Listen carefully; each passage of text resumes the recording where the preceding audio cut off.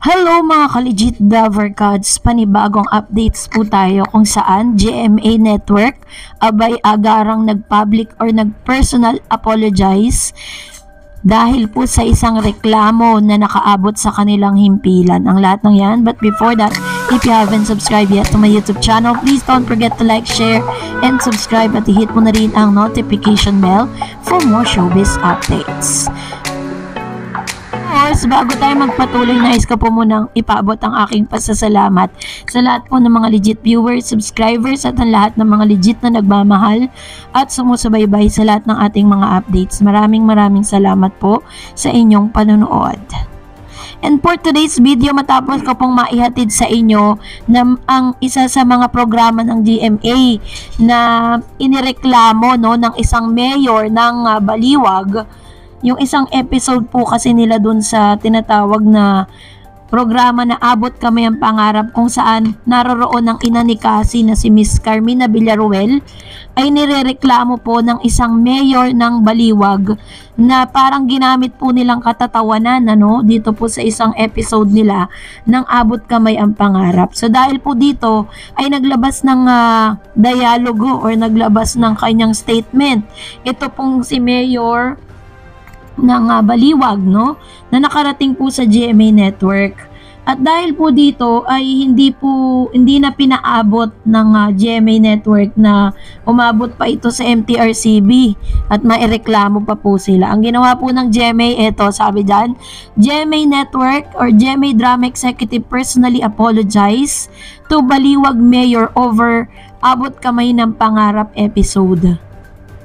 Personal na nagtungo sina GMA Assistant Vice President for Drama Ali Nocom, Dedicatoria at Executive Producer Joy Lumboy Pili sa tanggapan ng Baliwag City Mayor Perde Estrella ngayong araw ng Lunes, Feb 19, 2024. Pero hindi pa po maabot ng 48 hours, ginawa agad nila to dahil syempre nga naman, 'di ba, dahil medyo mabigat po kasi yung mga statement na binitawan nitong si Mayor Perde patungkol po dun sa bagay na iyon.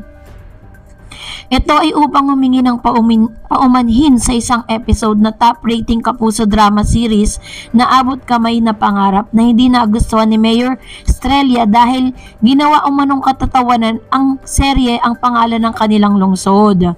Sa text na message na ipinadala ni Angel Javier Cruz, Vice President ng GMA Corporate Affairs and Communication sa Philippine Entertainment Portal, ngayong araw ng Feb 19, sinabi nitong maayos na ang lahat matapos sadyain ng ilang GMA Drama Executive si Estrella sa kanyang tanggapan.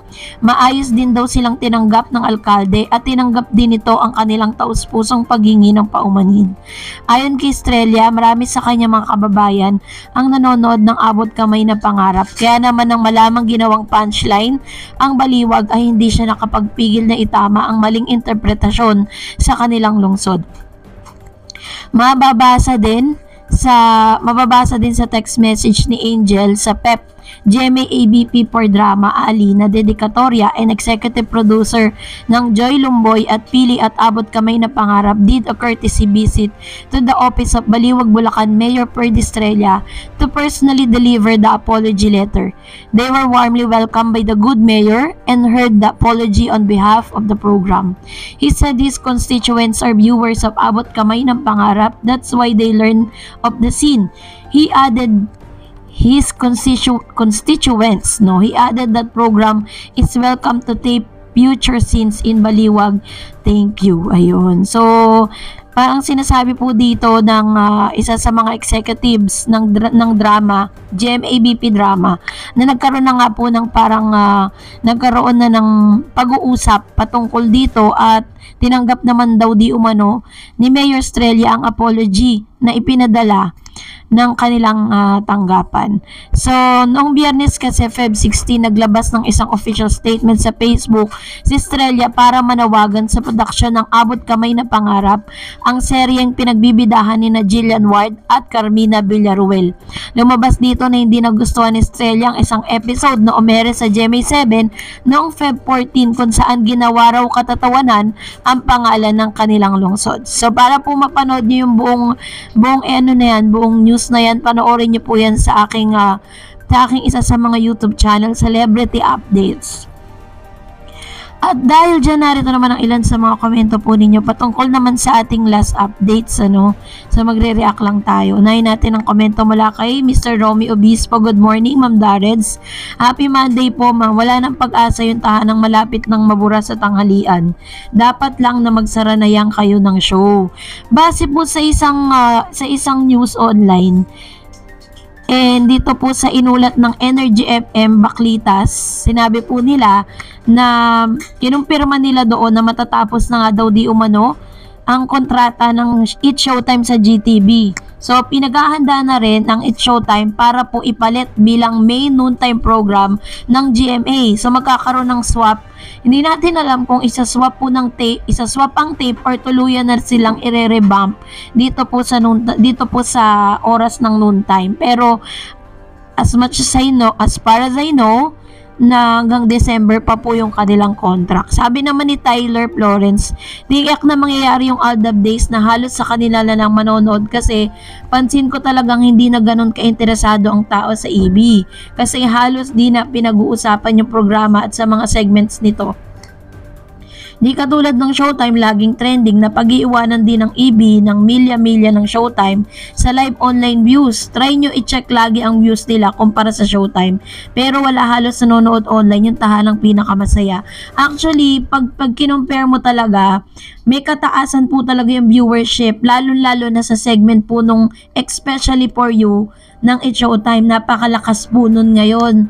Na isa sa mga ina-adapt na rin ng Itbulaga, yung kanilang barangay 14344. Kaso ibang ibang identity lang yung ginagawa nila kasi kung sa It's Showtime, it's about yung parang mag-ex and then ipa-partner sila sa iba. Pero this time, dito naman sa Itbulaga, parang mag-asawa, tas kinukwento nila yung kanilang love story. Sabi naman ni Jasmine Garcia, ganyan na lang gagawin ng tape, yung humanap ng masisisi.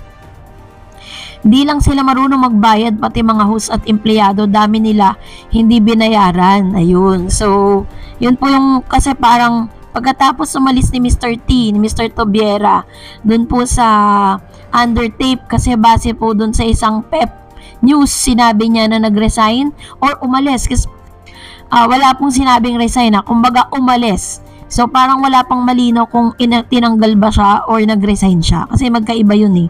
Sabi naman ni Mr. Romy Obispo, good evening Ma'am Dareds channel. Tama lang yun. Ginawa ni Mr. T, iwanan na lang niya ang tape ink. Yung share niyang tulong mo na lang yun sa mga halos-os. Ayun. So, ito naman yung kanyang komento patungkol sa bagay na ito. So, salamat po Mr. Romy Obispo for always watching and giving your opinion with regards to our updates. And that's it for today. For more videos and updates, please don't forget to like and subscribe, and please don't forget to follow my Facebook page, Dareds TV. God bless everyone.